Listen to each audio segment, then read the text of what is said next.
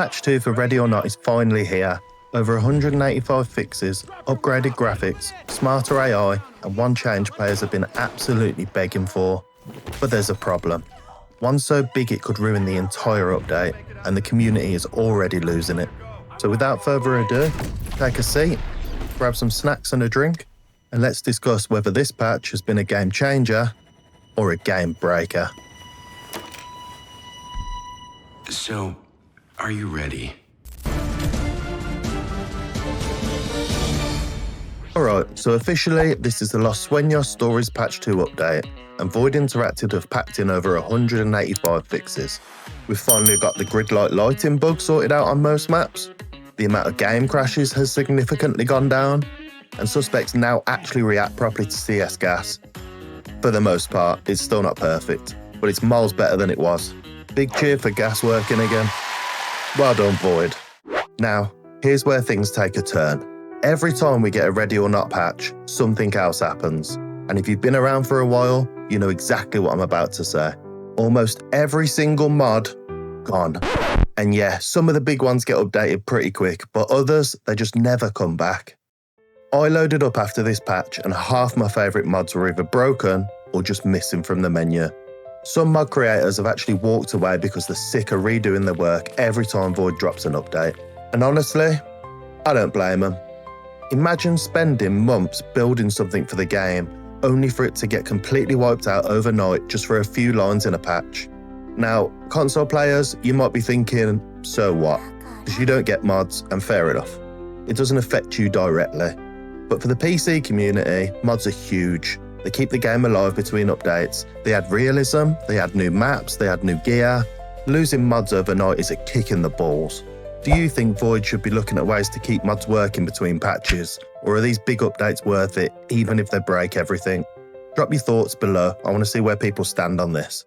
Also, I'm building a community for tactical shooter players. If you like running in squads, playing with comms, sharing clips, or just learning tactics together, check out the Raider squad, links in the description. Now, to be fair, Patch 2 does bring a lot to the table. That ugly grid light lighting bug, gone in most maps.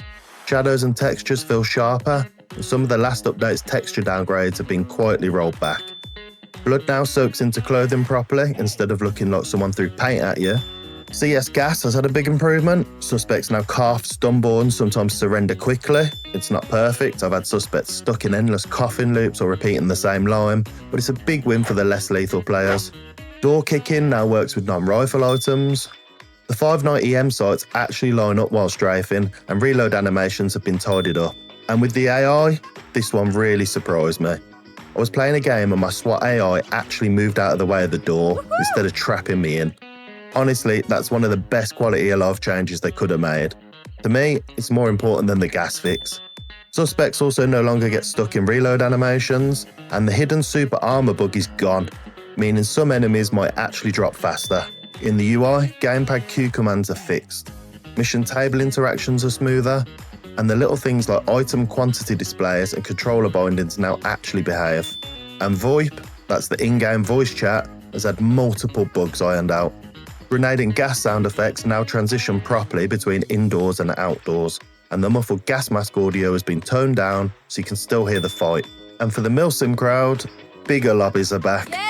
Console launch broke the mod that allowed more than 5 players in a match, but with this patch and the Nexus update, it's finally working again. So if you're into big squad raids, this is your time. For fun fixes, civilians no longer spawn with guns between their feet. Yeah, that was a thing. And the bleed damage on casual difficulty is no longer counted as friendly fire, which is just strange. It's not all sunshine though, there are still some known issues hanging around. Light match shadow edges are still a bit rough in places. If you look closely, you'll see this fuzzy low-res outline around shadows. ADS grip speed modifiers still aren't working, so grips don't change your aim down sight speed. And there's a light mismatch on some character models where the arms and head react differently to light. It can look odd in certain environments. So it's not perfect, but it's a huge step forward. So overall, Los Sueños Stories Patch 2 is easily one of the better updates we've had in a while.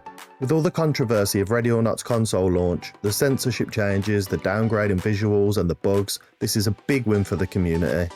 It shows Void can get updates out faster than we've seen in the past, and that they are actually listening to us. Console players might not even realise how dramatic these changes are, because this is the version they started with. But for PC players, we've been begging for some of these fixes for months. Some people even left the game over them. The fact that Void rolled this out so quickly compared to past updates is a good sign for the future of Ready or Not.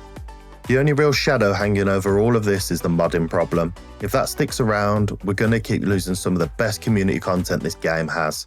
And if you're serious about mastering Ready or Not, don't stop here. YouTube already knows the next tactical video you'll want to see. Click right here, train hard, raid harder.